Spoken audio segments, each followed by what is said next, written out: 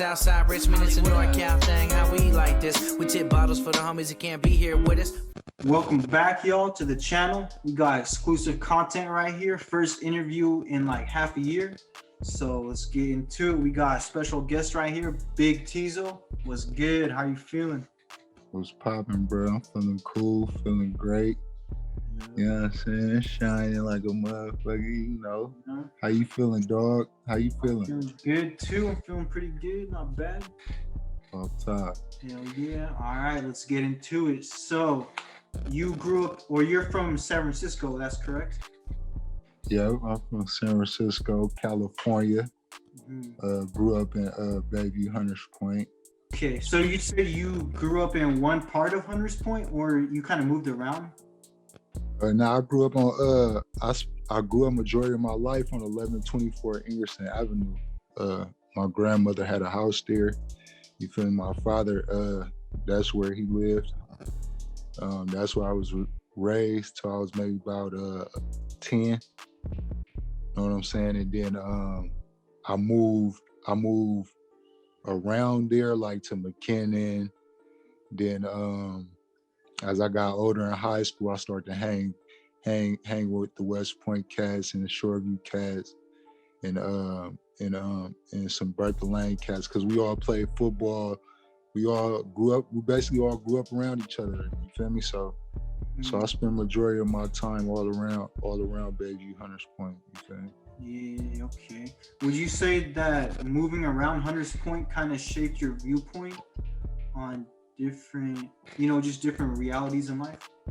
Yeah, it definitely shaped, it definitely showed me and taught me a lot of different things, like what not to do and where not to be at a certain time when I was growing up.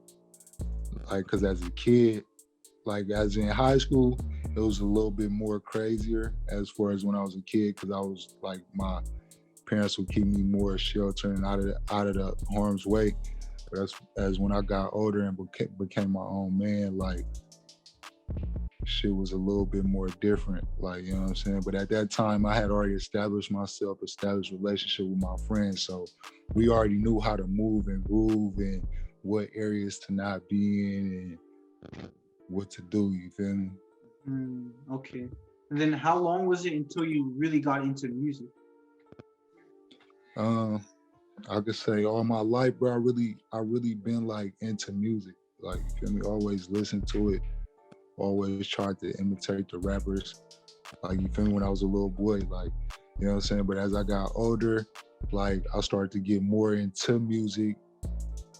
I could say like around maybe like 2013, 14, I was rapping with the same group of friends that I was hanging with, coming up with. We wind up starting like a little group, just going to the studio, smoking, getting high, chilling. Like, you feel me? Just doing us, like, you know what I'm saying? But my partners, they was really more into the getting behind the rap, getting behind the mic and rapping and shit, you feel me? Me, I was starting to go to the studio and I fell in line with what they was doing. And I could say around 2013, 14, that's when I really started dropping music with them. Wind up having a group called YS Music. We dropped a couple of videos that was shot with Mobligated Films. He dropped a couple of visuals for us back then. And then I could say maybe 2015, like maybe 2015, 16, the group we wind up all just wind up doing our own thing. You know how life do. You know what I'm saying? Take us on our own little ventures and detours. You know what I'm saying? So I could say like around 2015, I still kept the music going. I could say I dropped maybe like 3 to 4 singles. One was featuring Miko Kaki from Patrol Hill, called Designer. It did pretty cool. I promoted that on YouTube. I promoted that on YouTube and SoundCloud. You feel me? And then after that, like I kind of just fell off with the music. Like, man, I wind up, life detouring a nigga, taking me on my own journey. Like, you feel me? Yeah, okay. So there's 2 points I want to cover there real quick. So 2015 was a hella different era than it is now. Before social media was about to be popping, but it wasn't as popping as it is now. So how did you know how to market your music and what to do in a time right before there was all this new social media apps to push your shit? Well, back then, bro, only thing we really had at that time, bro, was word of mouth, face value, going out, trying to get people to listen to your music. Besides YouTube and SoundCloud, yeah, bro, you really had to be on the feet. You had to be 10 toes down if that was something that you loved doing. If that's something that you felt like was your dream and you wanted people to believe in your dream, you had to get out and get on your feet, your 10 toes, bro, and actually network with people at that time. At Yeah. that time. So at that time, did you have any idea how to put your music on iTunes and Spotify or no? Nah, bro, like, and that was the crazy thing about it. Like, bro, I was asking like the producers that I was working with, that was producing my music at the time, bro, and it was like they will only give me so much. Like, you feel me? Like everything, at that time, like how it is now, like people want you to pay for every single thing. Like that's how, like that's when I knew, like, okay, what type of bid, like what type of like industry I was in. Like, you feel me? Like, okay, you really gotta have your money over this shit, because the littlest shit, as far as like somebody trying to teach you to upload your video on YouTube, they'll charge you for that. Like, you feel me? So like motherfuckers wasn't teaching me nothing, bro. Like at that time, I had to learn everything on my own. I had to get on my phone, make my own artwork at the time, get on the phone, upload my own music to SoundCloud, to YouTube. I had to go watch tutorials on how to load your video to YouTube. Like, you feel me? Because I didn't know what I was doing. But I knew like this is something that I wanted to do. Like, you feel me? Yeah, okay, interesting. Yeah. And so 2 years later, then what made you want to start it back up again? 2 years later, I just was like, man, like music is really my passion, for real, for real. Like, I could be at work and I'm sitting there listening to instrumentals, or not even listening to instrumentals, and I'm making songs up in my head, like, you feel me? And I got this job. I was actually working out in Richmond at this little construction company. No, matter of fact, it was before that. It was this little company in the city, bro. It was this little company in the city, bro.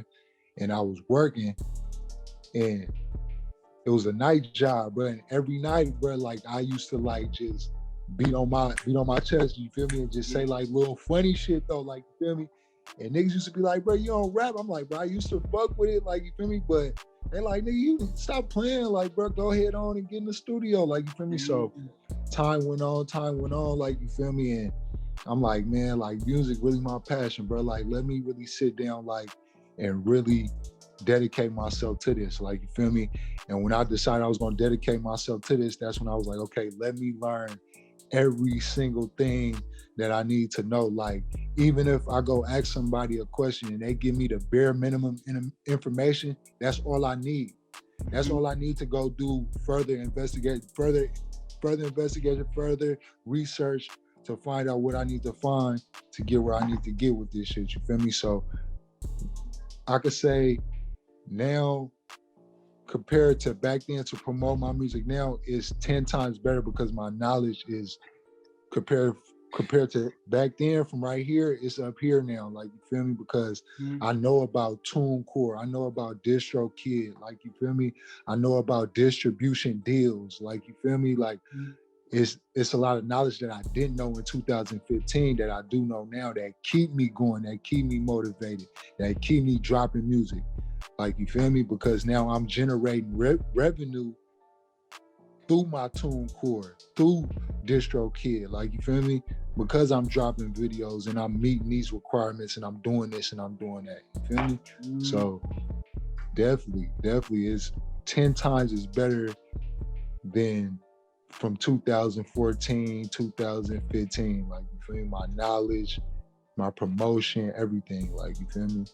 Yeah, hell yeah. And also as far like, oh, bro, I mean, because you up like That's good. now too, it's like now it's better now also because you got outlets like yourself, like, you feel me? You got outlets like this, or you got outlets like World Star that's really fucking with people, like that got prices that people can really afford to be able to, you know what I'm saying, to be able to get their music on their channel and be able to do things. Back then, it was a little bit more difficult then, like, you feel me? And then people really wasn't giving out the nods like, yeah, like, oh, Thizzler put your video up there for this much, or bro got this channel, go fuck with him, he'll put your, like, people wasn't really giving it out like that, you feel me? You really had to sit down and really lock into your phone. But like I was saying, in 2015, people really wasn't locking in their phone. 2014, 13, 14, 15, people really wasn't locking in their phone. It was really face value. You had to get out there and go find it. Like, you know what I'm saying? But we got y'all now. We got NorCalNextUp. We got Thizzler,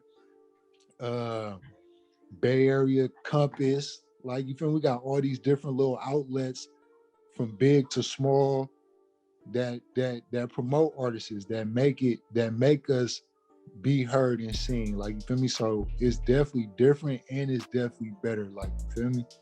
Hell yeah. You gotta keep it up, for sure. It's like, I was taught when you pullin', never think twice. Ain't get greasy, cook a nigga like some garlic rice. Oh, bro, you a bitch, I see it in your eyes. Real gangster, all the words, element of surprise. I like to creep on foot, ain't with them drive-bys. Red rum, field trips, leave them traumatized. They said the back door.